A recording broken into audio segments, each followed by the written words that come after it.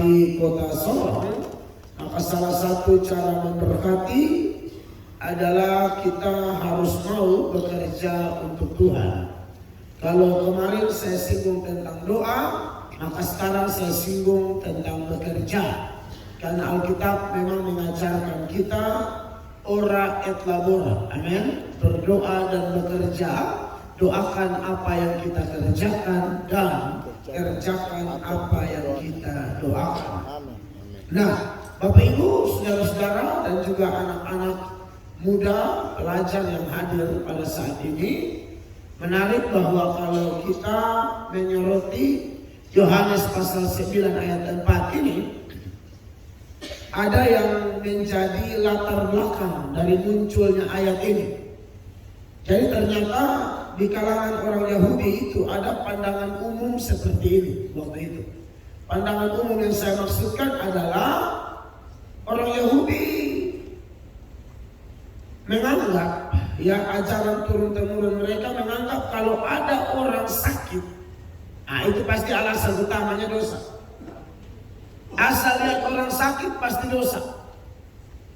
Dan kelihatannya pemahaman ini sampai hari ini masih ada di pikiran orang-orang Kristen tertentu, kelompok gereja tertentu, kelompok persekutuan doa tertentu. Asal lihat orang sakit langsung, oh ini pasti gara-gara dosa dan lain sebagainya.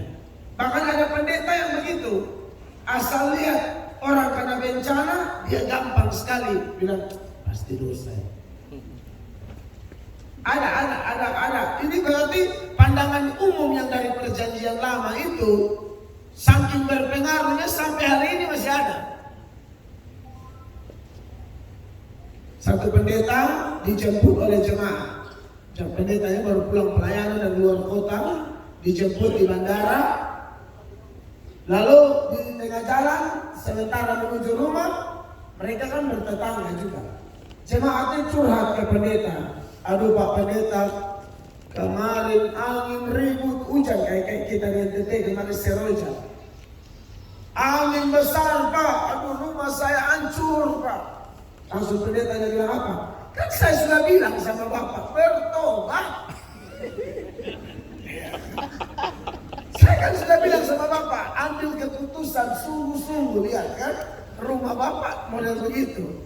Langsung jemaat bilang, tunggu dulu Pak, rumah Bapak lebih hancur Pak. Kan rumahnya pendeta juga hancur. Waduh, sudah terlanjur. Sudah terlanjur menghakimi ini. Dia mau mendengar cerita lengkap, dia langsung menghakimi. Kan saya bilang, saya udah bilang berkali-kali Bapak tuh buat keputusan.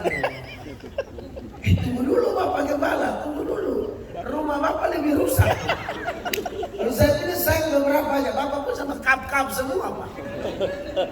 Langsung pendetanya bilang, oh itu karena Allah turut bekerja dalam segala perkara.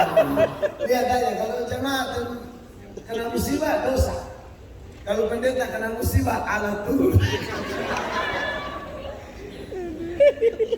Jadi saudara lihat, ini ada pandangan umum yang kayak begitu. Loh kenapa? Kalau pendeta kena musibah kau tidak tarik bilang kau juga dosa. Pasti ada rencana Allah. Ya jadi ada pandangan umum seperti itu ya. Dan memang pandangan umum ini bukannya tanpa dasar. Ada dasar juga bahwa ada data-data firman Allah yang mengingatkan bahwa memang ada orang-orang yang sakit, kena bencana, ya itu memang gara-gara dosa, itu ada. Bahkan kita tahu bagaimana Elia menubuatkan keluarga Ahab, Isabel itu mati sadis semua, dimakan anjing dan lain sebagainya. Dan itu tergenapi. Mungkin cerita-cerita seperti ini yang akhirnya membuat orang menganggap memang seperti itu. Bahkan ketika Ayub diproses Tuhan saja, kawan-kawan Ayub itu datang dengan penuh penghakiman. Tidak mungkin kamu kena musibah kalau tidak ada dosa. Pasti ada dosa. Sampai Ayub marah-marah dan Tuhan pun akhirnya di ending kitab Ayub itu Tuhan menegur keras kawan-kawan Ayub yang datang menghakimi tanpa memahami memang ada rencana Allah. Ya, ada orang sakit gara-gara dosa secara eksplisit, misalnya di dalam Mazmur 107 ayat 17. Itu ayat bilang begini ya. Mazmur 107 ayat 17 ya. Ada orang-orang yang menjadi sakit karena berdosa. Tolong dibaca dulu. Mazmur 107 ayat 17. Ini masih Yohanes ya. Ya, jadi ayat itu sudah ada? Belum. Mazmur 107 ayat 17. Oh, pemain ayatnya lagi keluar. Kan?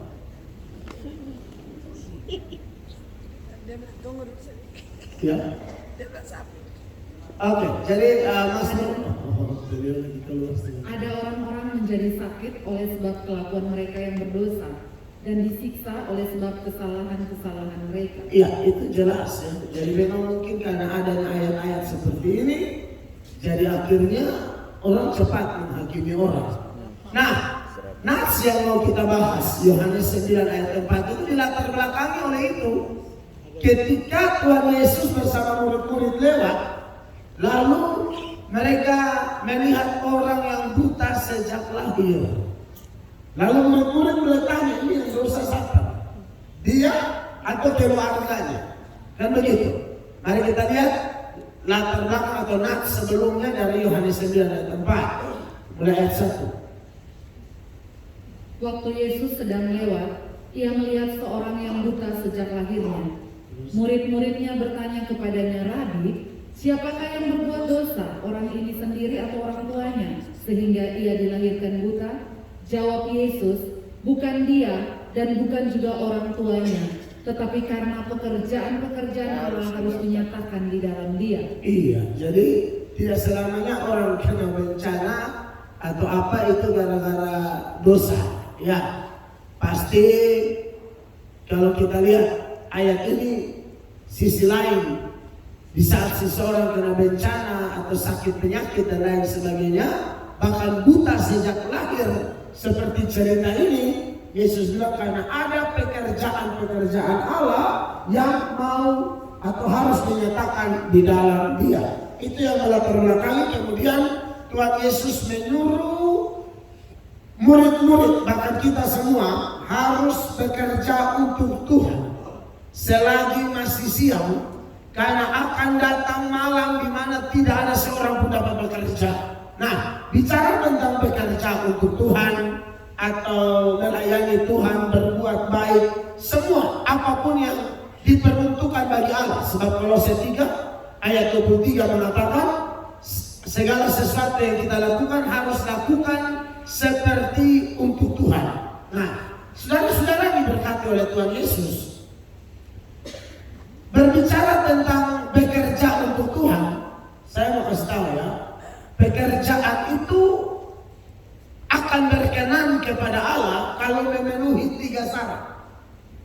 Jadi kita semua ini, baik pendeta, baik ASN, baik siswa-siswi pelajar, apapun kita lakukan harus untuk Tuhan. Dan untuk berkenan kepada Tuhan, pekerjaan-pekerjaan kita harus memenuhi 3 syarat. Yang pertama, kita harus melakukan apapun dengan dasar cinta, dasar kasih kepada Kristus.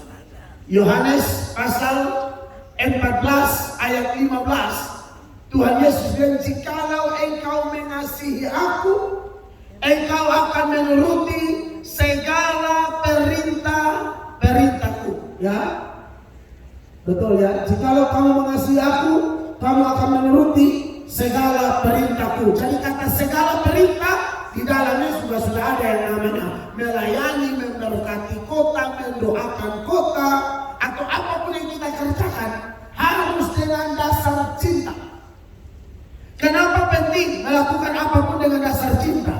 Karena kalau sudah dengan dasar kasih, kita akan melihat tugas seberat apapun akan menjadi ringan. Karena cinta itu kan tidak mengenal beban.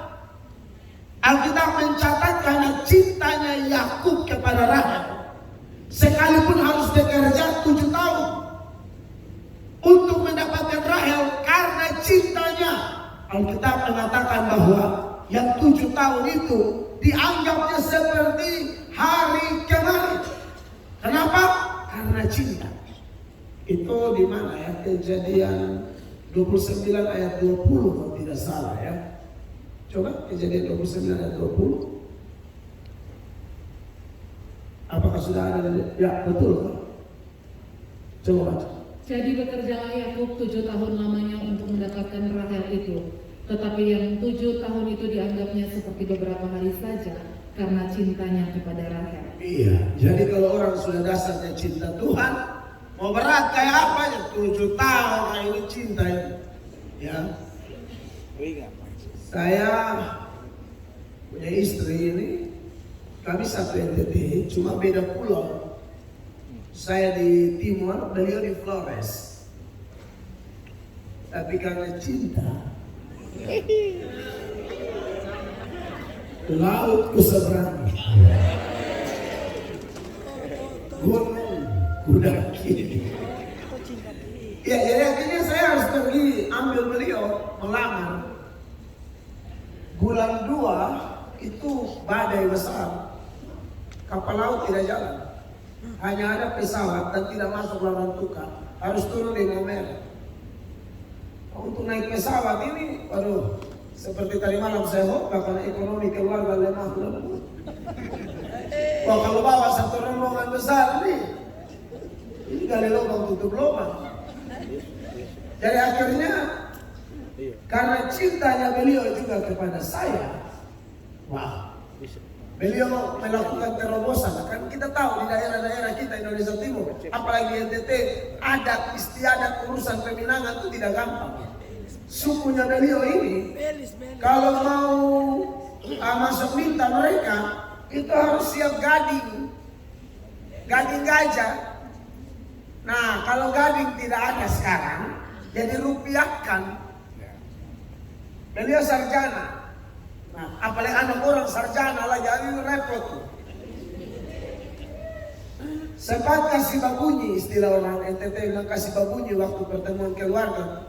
Bilang ya siap uang penghargaan atau belis itu 100 juta. Saya hampir pingsan di sini. 100 juta. Saya hampir kejang-kejang, tetapi untung yang cubir dari perwakilan di daerah sana sudah ada yang membantu saya. Mereka langsung yang tenang saja, ini urusan kami, tenang, adik jangan. Tapi memang adik ini sudah kelihatan pucat. Tidak adik dia, adik pucat tapi dia. Ini pucat tapi dia itu bisa mati. Kita kan pucat harus curhat, nah, ini pucat tapi dia.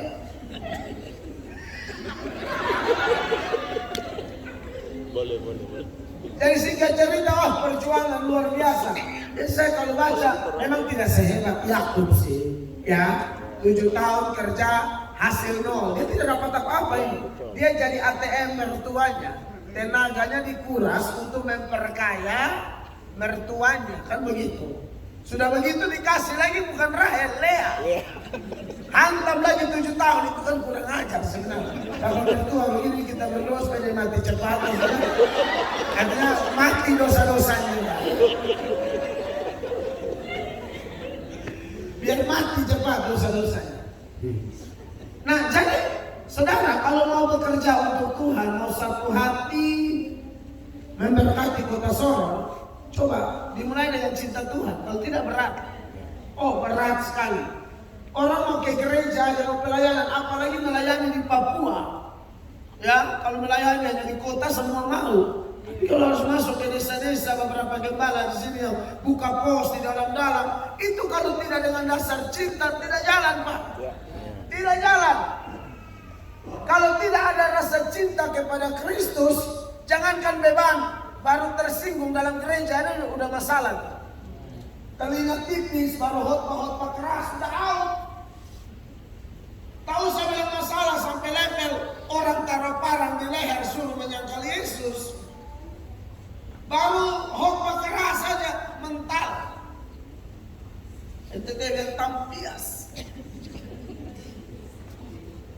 Saudara masih ingat itu orang-orang yang datang cari Tuhan, bukan karena cinta Tuhan, Karena lihat mujizat 5 roti dan 2 ikan, kasih makan 5.000 laki-laki, belum terhitung perempuan dan anak-anak. Jadi mungkin jumlahnya 12 ribuan sampai 20 ribuan. Lalu mereka berapi-api bersemangat. Tapi Tuhan Yesus dia, kamu cari saya, ini motivasi tidak benar. Maka Yesus kasih khotbah keras. Khotbah keras mereka tidak tahan. Yohanes 6 ayat 60. Ya. Yohanes pasal 6 ayat 60. Ayat itu berbunyi sebagai berikut, Bapak Ibu terkasih. Ya.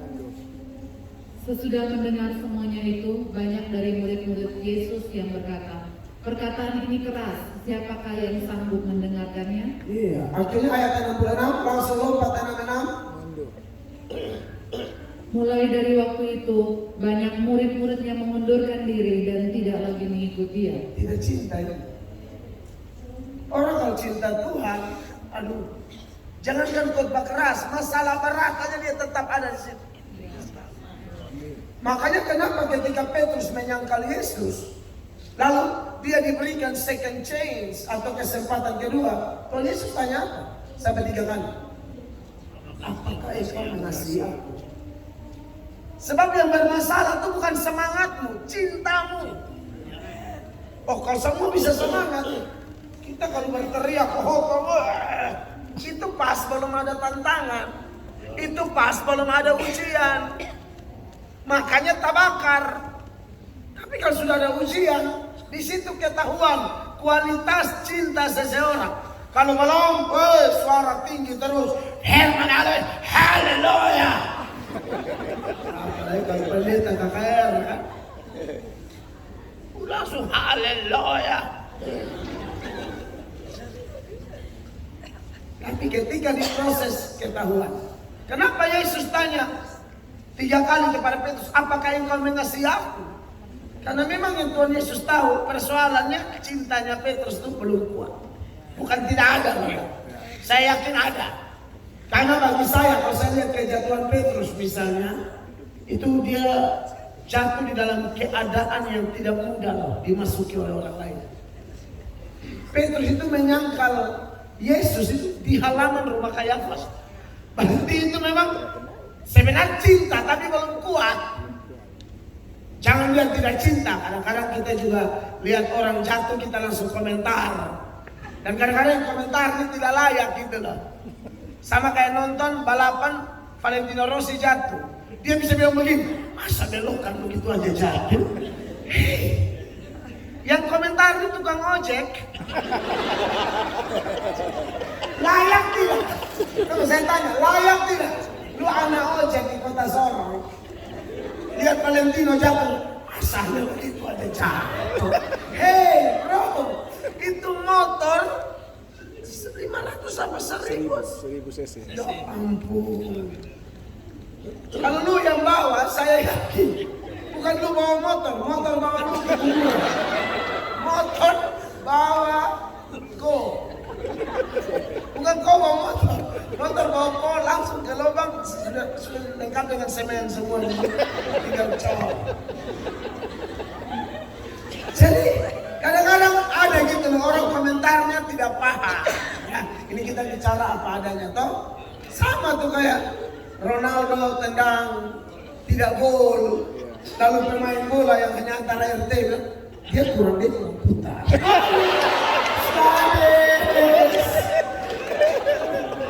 Dia hanya lomba antara RT 20 peserta, ini diskualifikasi gitu. Tapi dia bisa komentar, nanti apa kekiat itu dong. Ronaldo memang parah sekali. Kau tidak layak ngomong Ronaldo kayak begitu. Kau piala RT saja kalah, jatuh barang Verban keliling semua. Bisa-bisanya komentari Ronaldo, Lionel Messi, oh wow. Orang-orang yang dapat Ballon d'Or, lu dia cuma dapat d'Or. Jadi memang cinta itu penting, amin. Ya. Kalau tidak ada dasar cinta, semua jadi berat. Tapi kalau dasar cinta, kalau kita bilang enak, Beban yang Yesus beri itu enak. Makanya Matius 11 28 sampai 30 ayat itu kan bilang begini, perhatikan. Matius 11 28 sampai 30. Marilah kepadaku semua yang letih lesu dan berbeban berat, aku akan memberikan kelegaan kepadamu. Ya. Pikulah kuk yang kupasang dan belajarlah kepadaku, karena aku lemah lembut dan rendah hati, dan jiwamu akan mendapat ketenangan. 30. Sebab kuk yang kupasang itu enak dan bebanku pun ringan. Enak dan ringan. Orang kalau sudah datang kepada Tuhan, sudah alami kasih Tuhan, beban Tuhan enak ringan. Amin. 1 Yohanes 5 ayat 3. 1 Yohanes 5 ayat 3. Itu ayat bilang apa di sana? Ya, ini dia. Sebab inilah kasih kepada Allah, yaitu bahwa kita menuruti perintah-perintahnya. Perintah-perintahnya itu tidak berat. Ya, itulah kasih kepada Allah. Kita turuti perintah. Perintahnya tidak berat. Enak, ringan. Saya bandingkan ya, apa yang Paulus alami ya. Coba buka 1 Korintus pasal 11 mulai ayat 23. 1 Korintus 11 mulai ayat 23. Sebab apa yang telah kuteruskan kepadamu, Bukan kalau 2 Korintus 11 ayat 23. 2 Korintus 11 ayat 23. Apakah mereka pelayan Kristus? Aku berkata seperti orang gila, aku lebih lagi. Aku lebih banyak berjeri lelah, lebih sering di dalam penjara, diderah di luar batas, kerap kali dalam bahaya maut. Di penjara, diderah, bahaya maut, ini sering banget. Belum yang berikutnya, karang kapal, puasa, musuh dari dalam, musuh dari luar lagi. 24. 5 kali aku disesah orang Yahudi, setiap kali 40 kurang 1 pukulan. 5 kali disesah. Jadi kalau Paulus hidup zaman sekarang, kita minta lihat bekas cambuk itu pasti hancur semua. Pencambukan itu mengerikan. 5 kali dialami. Terus 3 kali aku diderah, 1 kali aku dilempari dengan batu, 3 kali mengalami karang kapal, sehari semalam aku terkatung-katung di laut. ya, dilempar dengan batu tuh di sekitar daerah Listra, itu sudah mati kelihatan, sampai mati. Karang kapal terkatung-katung macam-macam. Terus dalam perjalananku aku sering diancam bahaya banjir dan bahaya penyamun, bahaya dari pihak-pihak orang-orang Yahudi dan dari pihak orang-orang bukan Yahudi, bahaya di kota, bahaya di padang gurun, bahaya di tengah laut, dan bahaya dari pihak saudara-saudara palsu. 27. Aku banyak berjeri lelah dan bekerja berat, kerap kali aku tidak tidur, aku lapar dan dahaga, kerap kali aku berpuasa, kedinginan dan tanpa pakaian. Semua dilakukan untuk apa? 28. Dan dengan tidak menyebut banyak hal lain lagi, urusanku sehari-hari yaitu untuk memelihara semua jemaat-jemaat. Coba kalau kita posisi ini, kalau tidak cinta Tuhan, mati ini, lari Pak. Karang kapal disesat. Tapi herannya Paulus pernah bilang di ayat yang lain, ini semua tidak berat, ringan. Seperti yang Yesus bilang, beban ringan. Kalau saya tanya saudara, ini ringan atau berat? Karang kapal sebagai manusia berat. Tapi kalau Anda sudah rasa cintanya Tuhan, Anda komitmen menyerahkan hidup kepada Allah, betul-betul mencintai Tuhan. Betul menurut kita berat. Tapi Paulus di bagian lain bilang, penderitaan ringan yang sekarang ini tidak dapat dibandingkan dengan kemuliaan yang Allah sendiri. Dia bilang ringan. Itu di 2 Korintus 4 ayat 17. Dia bilang ringan, saudara-saudara. Wah, ini memang luar biasa. Sebab penderitaan ringan yang sekarang ini mengerjakan bagi kami kemuliaan kekal yang melebihi segala-galanya, jauh lebih besar daripada penderitaan kami. Jadi kalau orang pelayanan sudah mulai ngeluh ini itu, yang Anda perlu dengar melalui poin sederhana ini. Tidak usah cari kambing hitam dulu, cek hatimu bermasalah tuh. Hatimu bermasalah. Kalau memang mau mengabdi di kota Sorong, mau lihat Sorong diberkati, mau lihat Sorong ini, jangan putus-putus dong mendoakan Sorong. Tapi dasarnya adalah cinta kita kepada Kristus. Karena dengan dasar itu bagus. Kalau tidak dengan dasar itu tidak bisa. Kenapa ringan? Kenapa enak ketika kita mengasihi Allah? Karena saudara tahu 1 Yohanes 4 ayat 19 bilang kita mengasihi karena Allah lebih dahulu mengasihi kita. Jadi kita ini berbuat baik, bekerja dengan dasar kasih itu. Karena kita sudah dapat kasih itu. Dengan kata lain, kita ini sudah diselamatkan. Orang di luar Kristen berbuat baik itu berat. Kenapa? Karena dia berbuat baik untuk mendapatkan keselamatan. Kalau kita ini berbuat baik karena sudah menerima keselamatan. Kata kuncinya itu beda. Kalau mereka untuk mendapatkan, kita sudah menerima.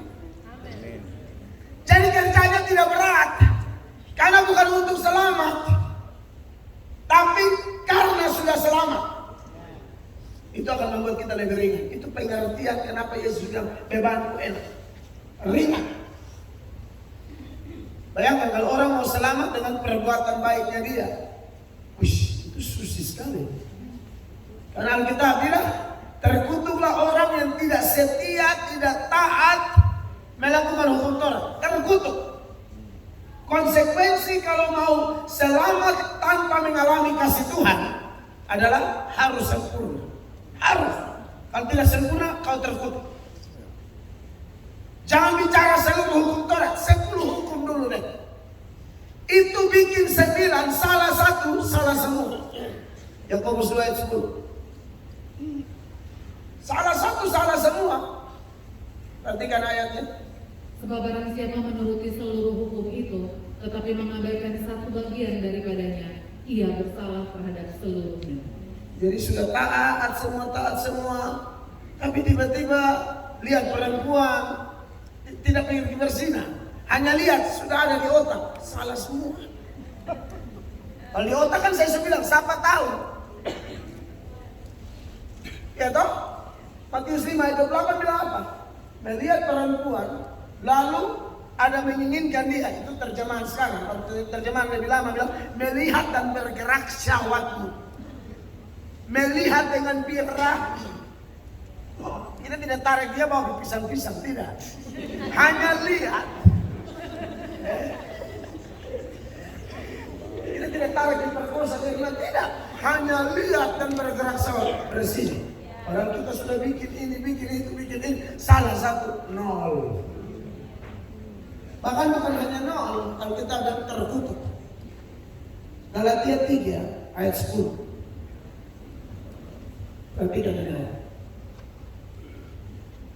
Dalam hal ini karena semua orang yang hidup dari pekerjaan hukum Taurat berada di bawah kutuk. Sebab ada tertulis, terkutuklah orang yang tidak setia melakukan segala sesuatu yang tertulis dalam kitab hukum Taurat. Terkutuklah orang yang tidak setia dalam kitab hukum Taurat. Yang pertama tidak setia. Setia itu artinya apa? Terus menerus. Jangan berhenti. 10 hukum itu terus.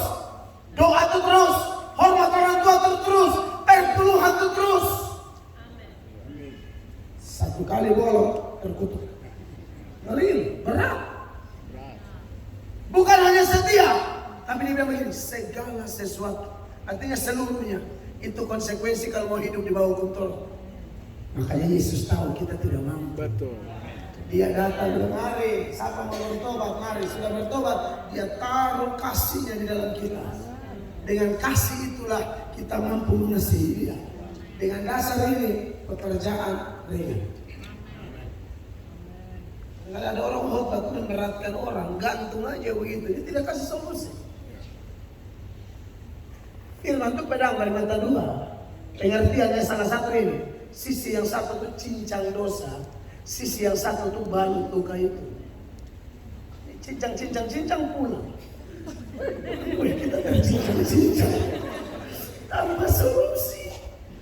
Jadi saya itu terkenal di Indonesia, ini khotbah marah-marah, tapi cek endingnya. Cuma marah-marah lalu lepas, jangan dong. Karena saya tidak bisa melupakan dua sisi itu. Sisi menghantam, menghajar, tapi sisi membunuh. Kan pengertian selama ini yang kita pegang kan di sana kena, di sini kena, begitu kan? Padahal arti aslinya bukan itu. Dua sisi itu, satu cincang, satu batu. Satu hantam, satu rangkul. Bapak Ibu, jadi dasar pertama, mari kita cinta Tuhan sungguh-sungguh. Dia sudah mencintai kita. Jangan tanya bilang, kapan dia cinta kita? Ya ampun. Alkitab dan dia mati bagi kita saat kapan sih? Kita masih berdosa. Dia sudah tunjukkan kasihnya. Roma 5 ayat 8. Jangan sampai lupa ini ayat. Makanya kalau orang bertanya, saya tidak tahu Bapak ini mengasihi saya. Makanya baca Alkitab. Tidak tahu kalau kau tidak baca Alkitab. Tuhan sudah ngomong aku mengasihi kau. Kau tanya. Paling jengkel orang. Dia tanya malaikat, dia tanya. Roma 5:8. Akan tetapi Allah menunjukkan kasih-Nya kepada kita oleh karena Kristus telah mati untuk kita ketika kita masih berdosa. Bayangkan kalau Tuhan mau mati bagi kita tanpa tanya, Mel bertobat jadi pendeta, saya mati di Golgota. Oh itu repot juga. Saya masih main lompor, dia sudah melakukannya di Golgota, di dapat selesai, sudah selesai. Terima barang jadi, terima paket jadi. Amin. Oh kalau dasar ini pekerjaan kita keren.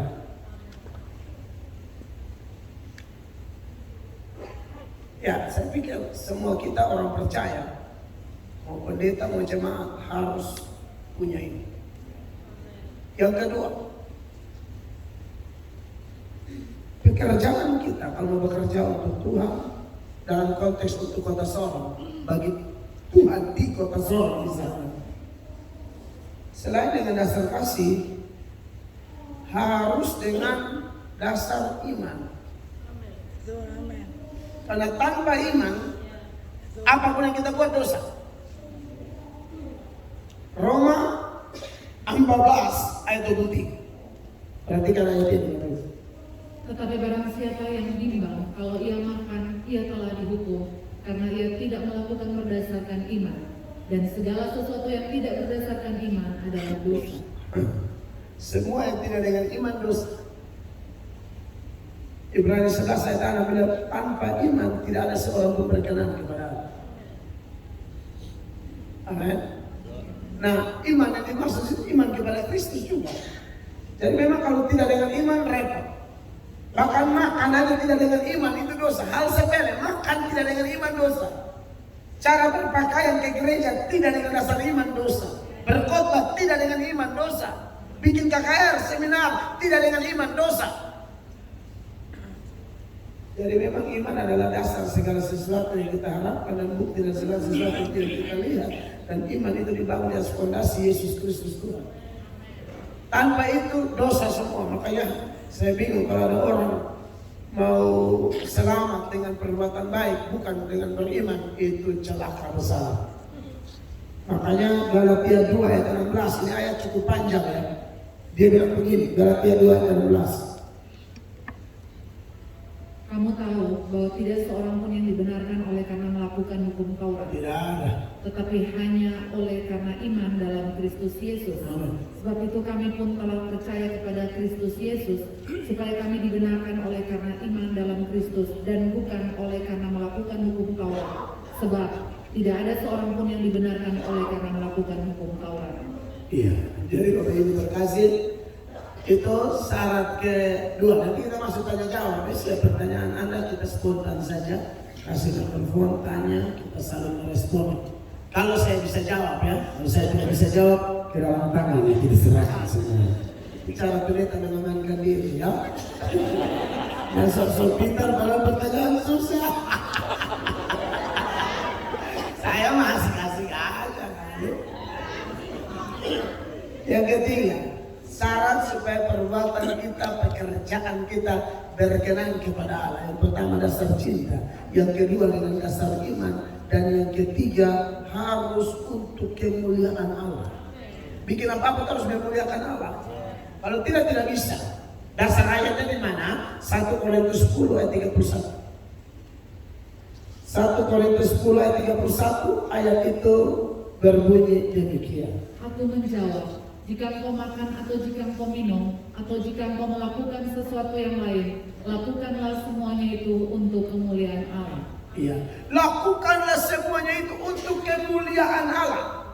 Ya, jadi kalau adik-adik di sini pelajar-pelajar yang banyak-banyak ini, Anda bersekolah harus punya tujuan untuk memuliakan Allah. Saya mendidik anak-anak saya seperti itu, harus memuliakan Allah. Ya, kemarin anak saya ikut lomba pidato bahasa Inggris CNTT SMP. Anak saya baru SMP yang nomor 1, SMP kelas 1, kalau umurnya baru 11 tahun. Dia ikut lomba. Waktu dia lomba, saya lagi di New York, saya lagi di Manhattan, lagi dengan teman-teman di Times Square. Saya nonton di mobil aja. Lalu itu kan lomba Bank NTT, jadi penanyanya setelah dia pidato mereka interaksi dengan dia, tanya kembali materinya dia. Kalau anak-anak yang cuma hafal tanya kembali bingung. Tapi anak saya puji Tuhan karena sekolah di ESGS, itu Excellent Spirit Christian School. Jadi sekolah yang betul-betul membangun iman, memang ajar orang anak-anak supaya hidup itu memuliakan Allah. Kamu harus belajar terbaik, Tuhan dimuliakan dalam prestasi-prestasi. Jadi akhirnya tanya dia jawab. Lalu penanya tanya begini, apakah bapakmu juga pakai bank NTT? Dia bilang, tidak, bapak saya pakai bank BCA. Saya bilang, aduh kau kalah. Ini lomba bank NTT punya. Anak saya dengan jujurnya, memang saya punya bank NTT tapi jarang pakai. Seringnya BCA, jadi anak saya, bapak saya tidak ada urusan dengan NTT. Bapak saya BCA, aduh, habis kalah. Ini satu NTT loh. Dan itu anak-anak NTT yang memang di sekolah-sekolah internasional juga, yang penekanan bahasa Inggrisnya sangat kuat. Tiba-tiba dapat nominasi, ada 4 orang yang masuk nominasi, kayak award begitu di acara-acara pemberian penghargaan. Anak saya dapat, saya harus ke KKR, tapi saya temani dulu lah. Saya istri sama beli anak saya pergi sampai saya belum pengumuman, saya harus beli khotbah KKR di pinggir jalan, karena ada KKR di terminal angkot. Itu manusia akhirnya jadi macet total sih nonton khotbah. Karena itu sudah gaya pelayanan saya di NTT. Road gang to gang. Jarang saya khotbah di ruangan begini. Saya lalu di rumah-rumah orang. Kadang-kadang mimbar di sini kandang babi di belakang. Jemaat belum selong babi dulu. Tapi tidak apa-apa.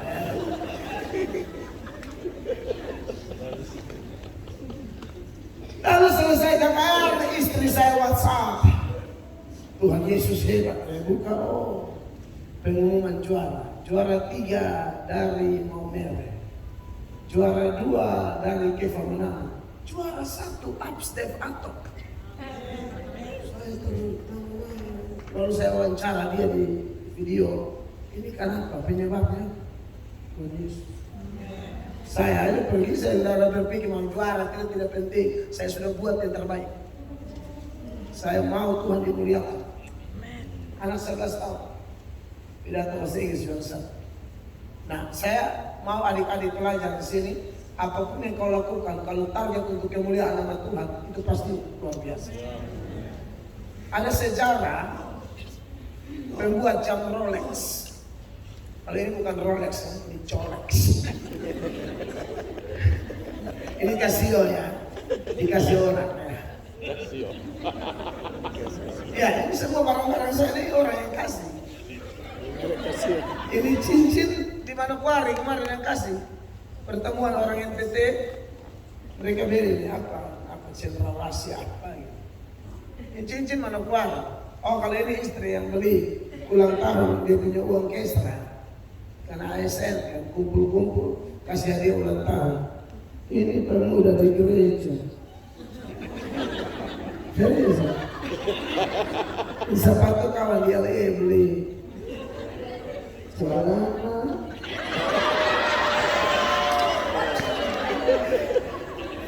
Bilang ini jahit sendiri. Kasih tukang jahit. Kasih tukang jahit, iya. Tukang jahit.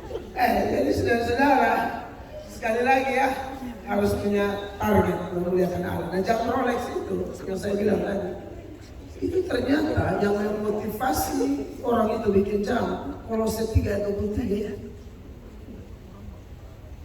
Yang coba baca itu ayat tuh, Kolose 3:23. Ini poinnya pesannya bersamanya 1/10:31. Apapun juga yang kamu perbuat, perbuatlah dengan segenap hatimu seperti untuk Tuhan dan bukan untuk manusia. Makanya dia buat jam, dia bilang kalau untuk Tuhan mesti yang terbaik. Makanya jam, salah satu jam termahal di dunia itu Rolex. Harganya bisa miliar, 1 jam. Saya pakai jam miliar, aduh bangun gereja 20. Jam miliar, tapi ini ada cukup jam 10 cukup. Saya tidak satu pakai ini hargai orang aja, hargai istri saya. Kalau tidak pakai nanti metode tanya cincin.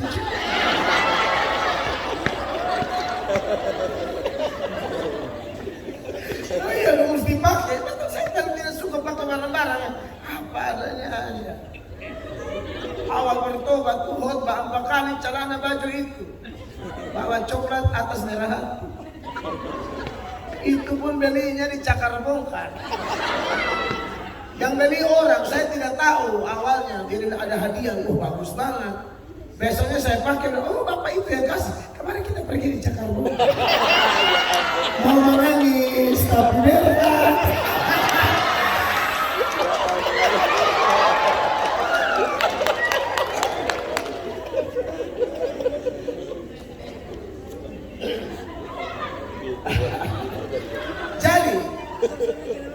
Kita harus komitmen, amin. Ada belajar baik-baik ya, karena sudah di otak untuk Tuhan. Kemarin di Amerika saya khotbah mahasiswa Papua yang di Amerika. Saya ingatkan mereka itu. Pulang dari Amerika jadi berkat di Papua. Itu berapa, hampir 1000-an kali mahasiswa di sana. Anak Papua yang disekolahkan di Amerika. Ada dari Timika, ada dari segala macam dari seluruh Papua. Tidak tahu lah, seorang ada nanti. Anak Papua. Saya waktu diberi kesempatan khotbah untuk mereka, saya kasih ingat untuk Tuhan. Jadi pulang dampaknya besar bagi negeri. Amin.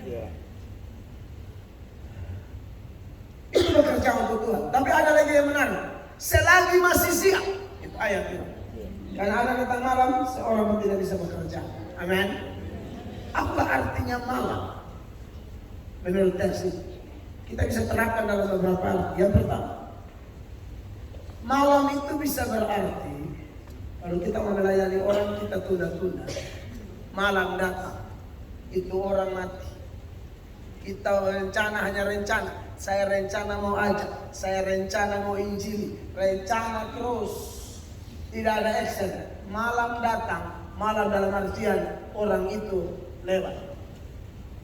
Tuhan bilang sama Yeskia, kalau kamu dengar kebenaran, kau tidak omong ke dia mati, saya tuntut nyawanya dari kamu. Beda hal kalau Anda sudah ngomong, dia tidak dengar, dia mati, kamu lolos. Makanya saya punya prinsip itu, saya ini pendeta cari aman. Cari aman dan Tuhan Yesus. Tidak akan cari aman dengan manusia. Karena Paulus bilang, adakah aku cari kesukaan manusia atau kesukaan Allah? Korintus 1:10. Kalau mencari kesukaan manusia, aku bukan hamba Kristus. Putar balik, penipu. Jadi bagaimana sekarang? Adakah aku cari kesukaan manusia atau kesukaan Allah? Adakah aku coba berkenan kepada manusia? Sekiranya aku masih mau mencoba berkenan kepada manusia, maka aku bukanlah hamba Kristus. Iya, jadi ngomong aja bertobat, tidak bertobat urusan belakang. Tapi sampaikan, itu malam yang pertama. Yang kedua, malam yang kedua adalah karena tunda, bukan hanya itu orang yang mati, kita yang mati. Itu malam. Terlalu menunda, akhirnya waktu tidak ada lagi. Makanya saya kasihan kalau doakan orang, napas sudah ngos-ngosan, lalu bilang, apa bisa? Nanti kalau sembuh, saya melayani. Karena ini saya udah panggil dari dulu ini. Beberapa saya suruh berhenti rokok, tidak mau.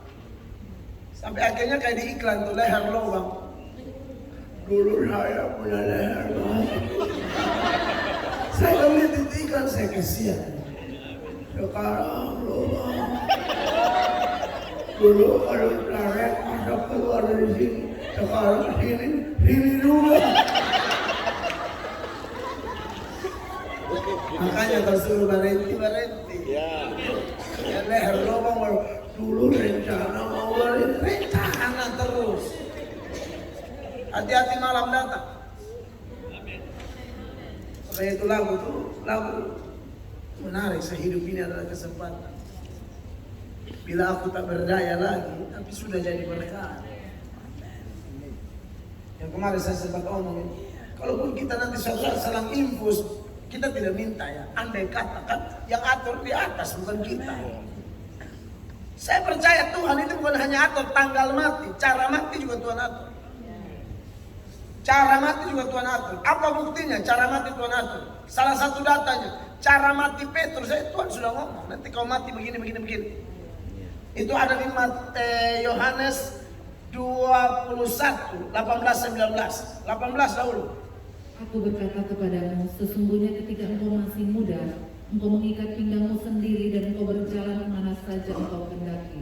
Tetapi jika engkau sudah menjadi tua, engkau akan mengulurkan tanganmu dan orang lain akan mengikat engkau dan membawa engkau ke tempat yang tidak kau ketahui. Sampai di situ, orang akan mengikat engkau dan bawa. Mengikat di sini mayoritas penafsir ketika tafsir ayat ini, bukan penafsir abal-abal. Penafsir yang dipimpin roh dan mereka sudah dahulu beda Alkitab, baru kita lahir sekarang. Mereka ini bicara tentang penyaliban. Nanti Petrus disalib itu di kota Roma, kan artinya dia disalib, mau disalib kepala di atas kaki di bawah, dia tidak mau. Dia bilang saya tidak layak seperti Tuhanku, guruku. Jadi salibkan aku kepala di bawah, kaki di atas.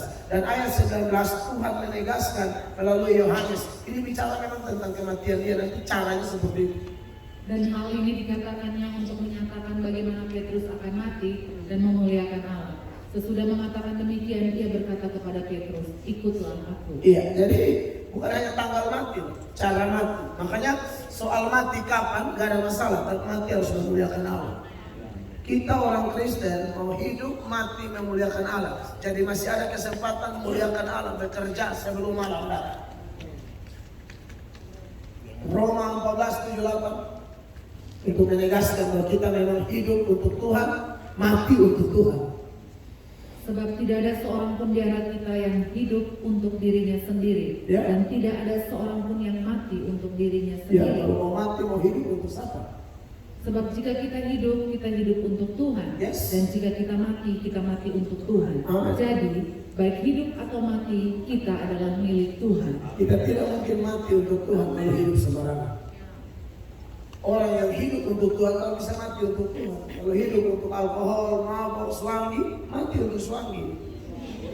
Oh iya, ini bisa mati untuk Tuhan. Ini paket lengkap. Hidup bagaimana, mati begitu. Amin. Dan selagi masih hidup, menginjil, sampaikan gift. Amin.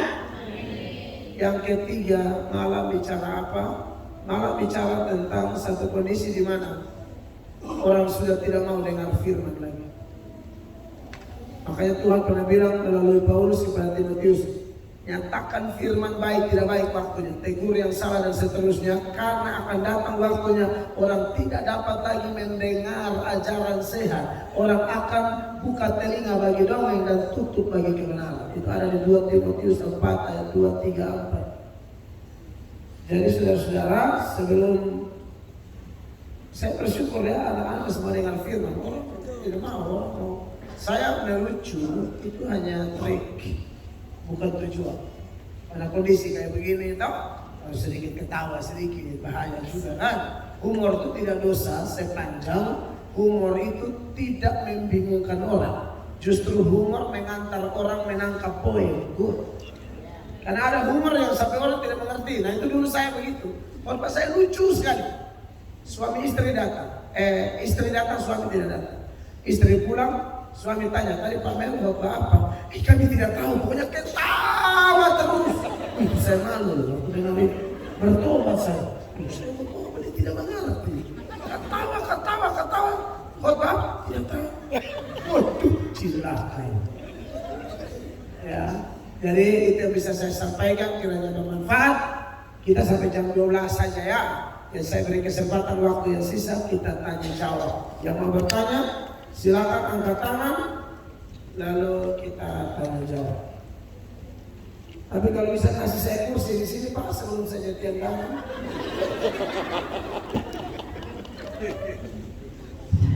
Supaya jawab tapi duduk lah, jangan takut. Saudara, kan saya kasih tahu. Kasih. Zaman Tuhan Yesus itu, kalau Yesus khotbah, dengar, Yesusnya duduk, yang dengar khotbah berdiri. Serius. Sebelum Anda bertanya, baca dulu. Ini Matius 13. Ibu, ayat 1 dan 2. Itu aturan yang betul sebenarnya. Di Indonesia ini kita yang ansur jemaat yang enak. Dulu sampai tidur-tidur lagi darah Yesus berkuat. Coba baca ini ayat. Perhatikan.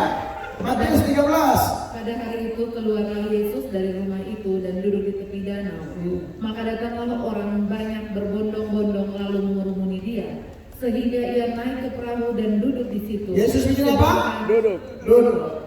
Sedangkan orang banyak semuanya berdiri di pantai. Yang dengar khotbah bikin apa? Berdiri. Kita sudah belajar firman banyak.